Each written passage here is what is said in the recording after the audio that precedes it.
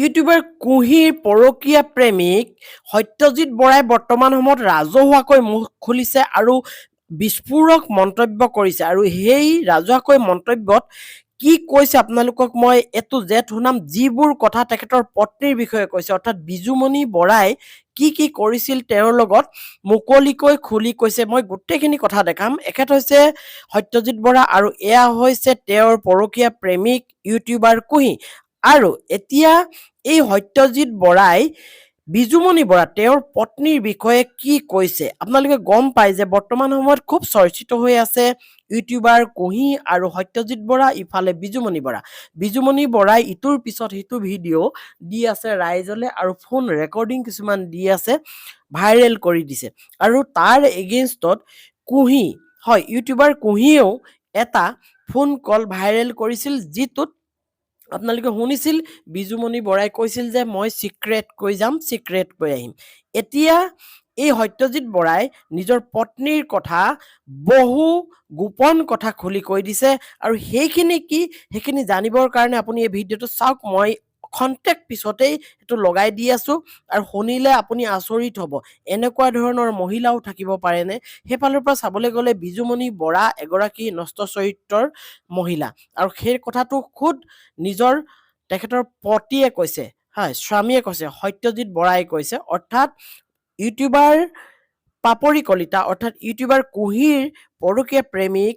সত্যজিতে এই কথাখিনি কৈছে আৰু সেই কথাখিনি কি মই এতিয়া আপোনালোকক এয়া লগাই দিছো চাওক সত্যজিৎ বৰাই এটা ফেচবুক পোষ্টৰ জৰিয়তে লিখিছে চাওক এয়া হৈছে সত্যজিৎ বৰা ফটোখন দেখিছে কাষত আৰু তেওঁ লিখিছে মোৰ জীৱনৰ ব্যক্তিগত কথা ৰাজহুৱা কৰাৰ মানসিকতা নাছিল তথাপিও মই নিৰূপায় মই সত্যজিৎ বৰা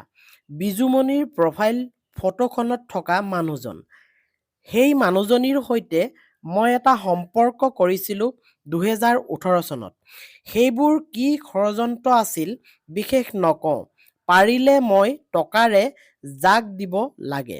নিদিলে কি নাটক কৰে সেয়া তেওঁলোকৰ ঘৰৰ মানুহক সুধিব মই নকওঁ ছোৱালীজনী জন্মৰ পিছত মই ৰাতি ডিউটিৰ পৰা আহি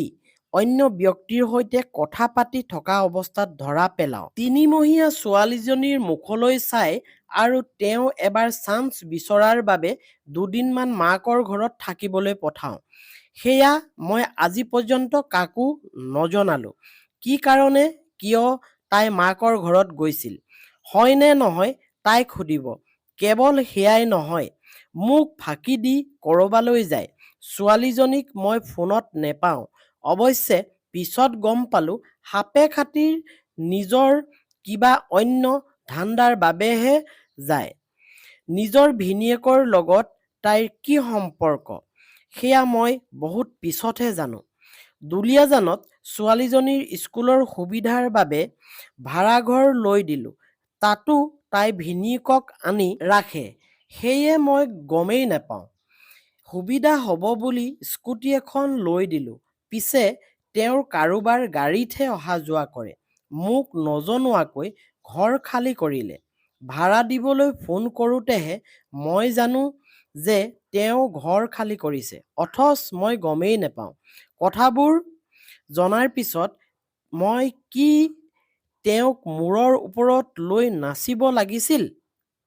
মোৰ ছোৱালীজনীক বিভিন্ন কামত জখলা হিচাপে ব্যৱহাৰ কৰি আছে আজি 2 বছৰৰ পৰা তেওঁৰ সৈতে মোৰ কোনো সম্পৰ্ক নাই বৰ্তমান লখিমপুৰ কোৰ্টত ডাইভোৰ্চ কেছ চলি আছে আপোনালোকে যিটো কৈ আছে সেয়া ইতিমধ্যে মই কৰিছো কিন্তু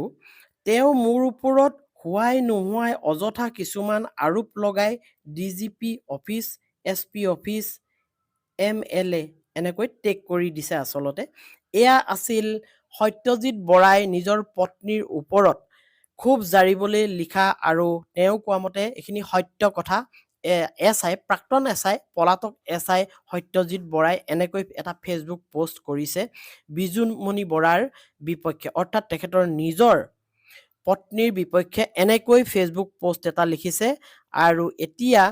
সামাজিক মাধ্যমত বহুলভাৱে চৰ্চিত হৈ পৰিছে ইউটিউবাৰ কুহি